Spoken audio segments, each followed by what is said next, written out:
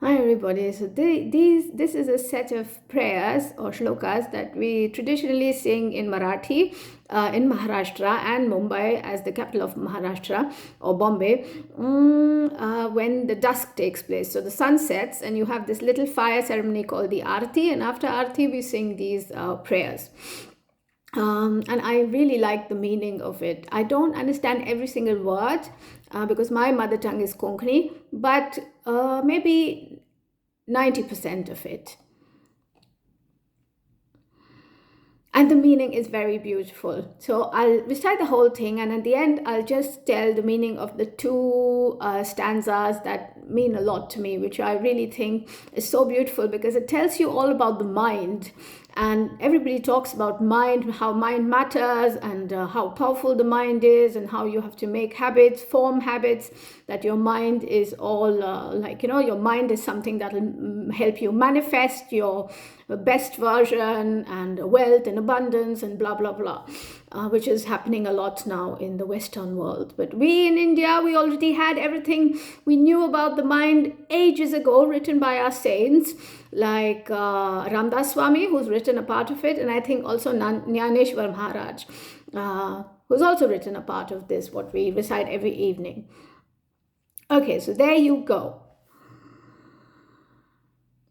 सदा सर्वदा योग तुझा घडावा, तुझे कारणी देह माझा पडावा, उपेक्षू नको गुणवंता अनंता, रघुनायका मागणे हेची आता, कैलास राणा शिवचंद्र मौळी, फणींद्र माथा मुकुटी झळाळी, कारुण्य सिंधू भव दुःख हारी, तुझ वीण शंभो मज कोण तारी, मोरया मोरया मी बाळ तान्हे, तुझीच सेवा करू काय जाणे,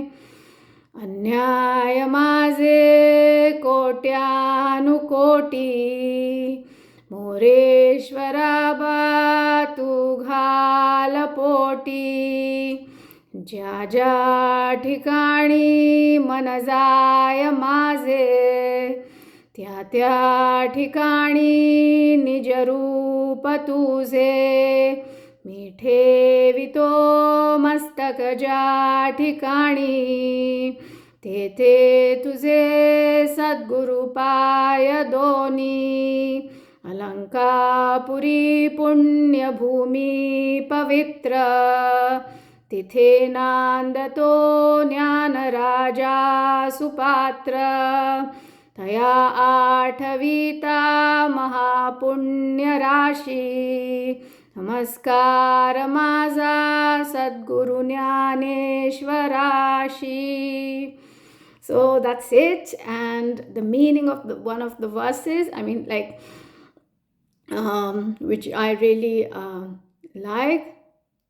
I like the whole thing actually, but this part, this one verse is very beautiful because it says, "Jya jya ठिकाणी मन जाय माझे, त्या त्या ठिकाणी निज रूप तुझे." Now, in other parts of Maharashtra, they might also say "jya jya" instead of ठिकाणी, which is like place. "Jya jya sthali." Sthali is also place. So what it means is "Jya jya ठिकाणी मन जाय माझे." So it means that wherever my mind tends to go towards, like from thought to thought or whatever, tikani is place, zya is wherever, man is my mind, it goes into whatever direction, tya tikani nija rupa tuze. So in those places where my mind starts to dwell, in all those places I want to see your form. Now in India, we have lots of gods and goddesses, but actually in Advaita Vedanta we think about the Brahman, I mean the Paramatma or the Antaryami. Antaryami is the indweller. So God is no one somewhere outside, but he's inside you, and he has no form, no shape, nothing. So it's the same like in others. So thinking that Hinduism has lots of gods and goddesses, it just makes life easier, because how many people really have done PhDs? Yeah, when it gets too abstract for the mind, it's very difficult. So if you give it, you personify and give it a form, it's much easier to think. So that made it like simpler. So when you show a rose, you know that it's a rose. I mean, I know from my own self, when I did econometrics, I really didn't do my PhD because it was getting too much for my head, and I was not smart enough to really understand all this Borel sigma fields and all this high level mathematics. And I thought, oh no, when you say this is a triangle or this is a square or this is a hexagon or whatever, so I understand when I look at the shape. So that's the rupa, form, or the shape. It gets a bit simpler. But to go into the fourth dimension and space and this and that, and to imagine how it is, that was a bit too tricky for me, at least at that point in time. So then mi tevito mastaka ja tikani, it means wherever I put my head to with tevito. So mi, that's me, tevito, where I keep, mastaka, head, ja tikani, in whichever place, te tuze sadgurupaya doni. So in each and every spot where I keep my head, I want to see your 2 feet.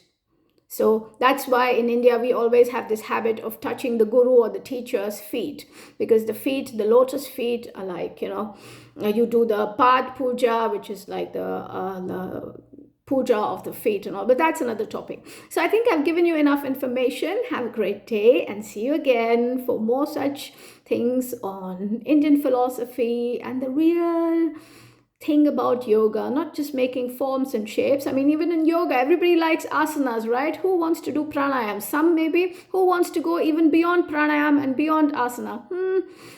Yeah, the Western world has a long way to go.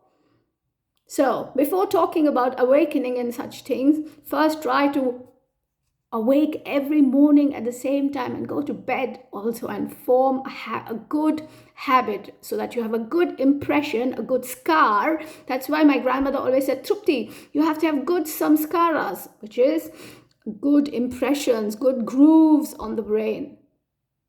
See you again. Bye-bye.